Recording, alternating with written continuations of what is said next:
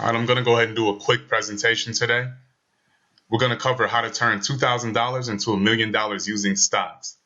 Now, this is not a get-rich-quick video. For anybody who's looking for some get-rich-quick scheme, this isn't the video for you, so I suggest you move on. However, for my serious investors who are looking to take time to hone in on their craft and really leverage small amounts of money and over time turn those into very large amounts of money, this is something you may want to check out.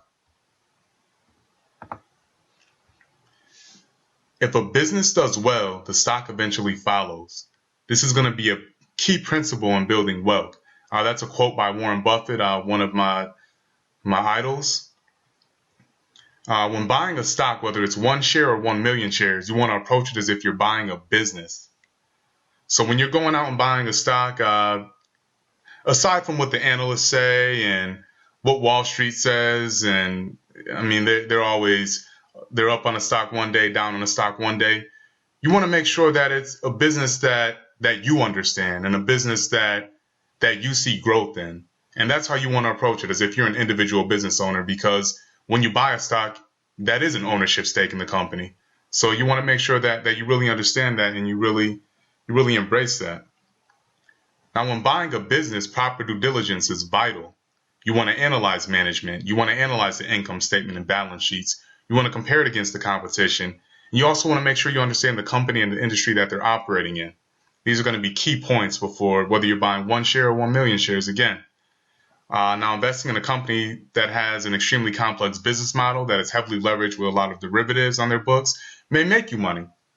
I mean, options may make you money, day trading, things like that.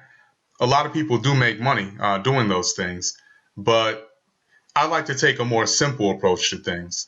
I like to invest simply, and I believe that over time, in the long run, taking a very simple, focused approach is what's going to win out. Let's see here. Diversification is protection against ignorance. It makes little sense for those who know what they're doing. That's another quote by Warren Buffett. Now, I'm not here to advocate against diversification. It's extremely popular in the investment world.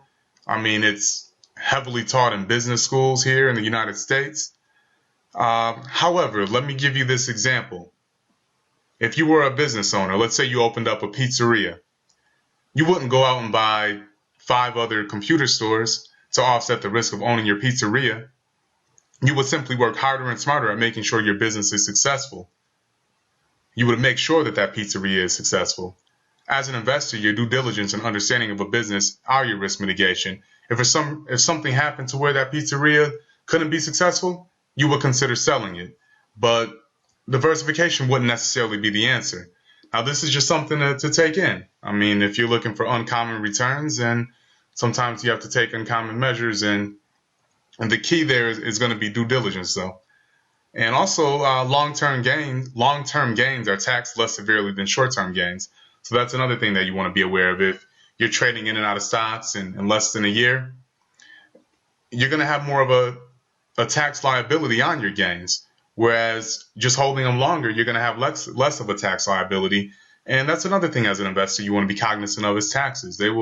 Taxes, commissions, fees of that nature, they will certainly eat into your gains. Time is your friend. Most people don't know whether a stock is going to go up, down, sideways, or what have you over the next few weeks. But again, like we stated in the beginning of the video, over time, if a stock is making money and it's generating positive earnings, the stock price is going to catch up. Let's give an example here. Someone who invested $1,800 per year in Altria Group, a tobacco company, starting in 1997, would have over $400,000 today, with dividends being reinvested. These are not uncommon returns. $1,800 could be saved by cutting back on smoking, or cutting back on eating out, cutting back on drinking. That's not a lot of money per year for most people. It's something that cutting back on your expenses could easily accomplish.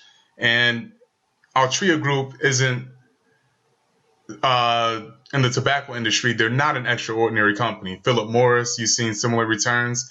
Uh, this can be accomplished. I just want to illustrate to you guys that it's not extremely uncommon. It's just going to take discipline, really being an investor who doesn't let those short-term swings really fray them. They do their due diligence, find a stock, get involved in, and they're willing to bet on it, for lack of better words. That's what it's going to take. So with that being said, I'm going to go ahead and take a look at a couple of stocks, give you guys an idea of some of the things that I look at before buying a stock. First one we're going to look at is Old Dominion, a trucking company. They handle a lot of shipping and things of that nature. It's a pretty good company, in my opinion. Not to give advice. You guys can take take from it what you want. Last trade is $77.89, up $1.08 on the day. They don't pay a dividend, so that's something you want to look at. When a company has excess earnings, they can do one or two things with that. They can reinvest it back into the company, or they can put it into the hands of the shareholder. Now, if taking that dividend and putting it back into the company is going to provide better returns than what the shareholder can do with the cash, I feel that's a wise decision. Why would you want to take the dividend and now you have to figure out what you're going to do with that cash when the company can put it back into the company and they can do things that are going to generate more profits than what you could do with it, whether they're investing that in employee salaries or additional equipment or expansions. Those are things you want to take into consideration, and that shows whether a company is effectively managed as well. Now let's take a look at the chart here.